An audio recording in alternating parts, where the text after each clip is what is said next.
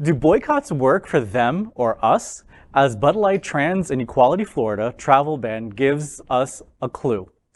Anheuser-Busch parent company AB InBev is optimistic about its future, despite calls for a Bud Light boycott following a marketing partnership with transgender influencer Dylan Mulvaney. While Bud Light volume declined in the U.S. over the first 3 weeks of April following the uproar, the dip represented just 1% of overall global volumes for the period. However, this raises the question of how effective are boycotts like the Bud Light, like Bud Light faces. It can be difficult to make a boycott eat into long-term sales. Boycotts on or by nonprofit organizations also fail to have the adverse effect in a longer time frame. We can consider boycotts by Equality Florida calling for no travel to Florida work. Has it really stopped the community from traveling to the States? Has the Disney versus DeSantis battle stopped the conservative community and others from watching Disney content? Despite anti-LGBTQ+ laws and discrimination, Florida has one of the largest LGBTQ+ populations in America. LGBTQ+ allies are everywhere, specifically Tampa's gay mayor, Fort Lauderdale's gay mayor, Visit Lauderdale's Richard Gray, which is the largest LGBTQ tourism organization in the world, Miami Conventions and Visitors Bureaus, Dan Rios, which is the second largest LGBTQ+ tourism organization in America, and even Disney, with more LGBTQ+ employees than any business in the world. It's very interesting because we always talk about these boycotts and people falling out and, protesting against these brands, and they seem to never work. Mm-hmm. They only get to effect on social media, but it doesn't really go to the far effect as, dipping into a large percentage of sales for these organizations. From my perspective, what I've seen so far in the quote-unquote fallout from Bud Light is that more of the LGBTQ+ community has now, opted into drinking Bud Light and supporting the brand itself. Even some of the parents of my LGBTQ+ friends, they're supporting Bud Light and they're, openly, posting about Bud Light on social media and just promoting the brand. And I think the people who are just like, they just don't want to drink it, just don't drink it. There's other beers that are out there.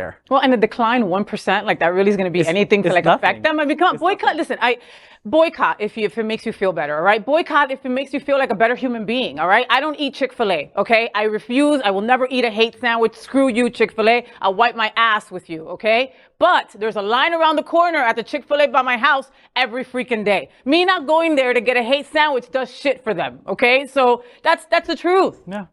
Well, though, it still makes me a good person, though. When the boycotts against Chick-fil-A first came out, it did make a difference in at least from their public relations, because they did come out and say, okay, we're going to stop giving to this and we're not going to do this.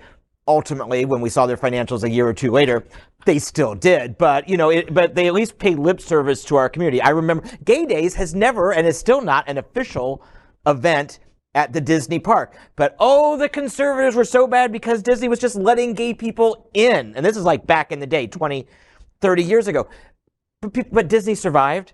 The people that embrace us generally see our boycotts work. The people that boycott out of hate, sheer hate, they usually fail. Maybe that's just karmic justice, but that's how I've seen it play out for years. Well, and going back to Equality Florida, that decision must have not been easy for them to do. It's not an easy thing to say, hey, don't come to the state where we're at. But they were really thinking about the safety of our LGBTQ+ folks from other states. Yeah. Oh, and I'm sorry, real quick. One thing about Ron DeSantis, when this Bud Light thing came out, he was like, oh, you know what? I'm not going to do it. We can't deal with woke companies. My wife and I just like to have a Guinness.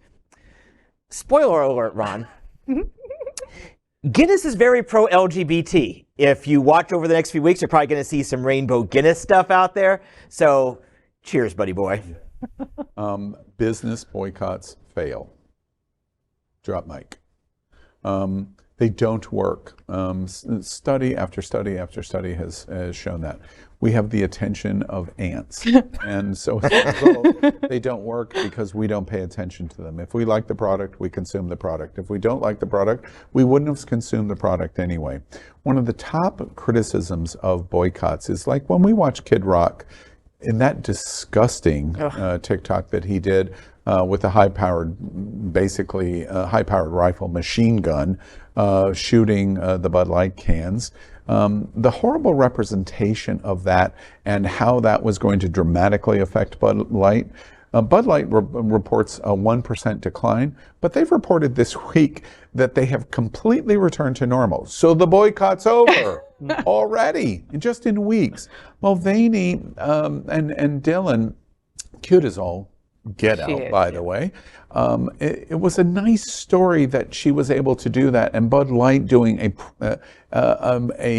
kind of a side marketing opportunity with her.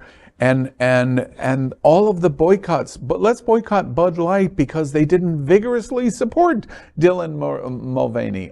You know, it just goes back and forth like a ping pong ball, and playing a game. And often, I have seen situations where our attention span is so short that I can't help but wonder, do we use the conversations, especially in social media, of boycott as an excuse that we've done something, but we really haven't done anything? Yeah.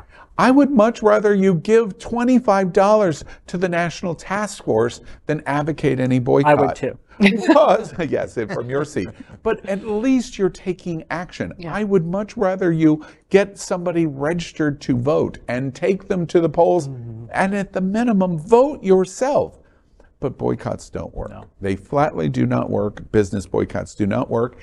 And when we criticize Kid Rock for what he did, how can we not criticize ourselves for doing the exact same thing? Maybe not as repulsively as he did, but we're advocating the exact same thing. They don't work.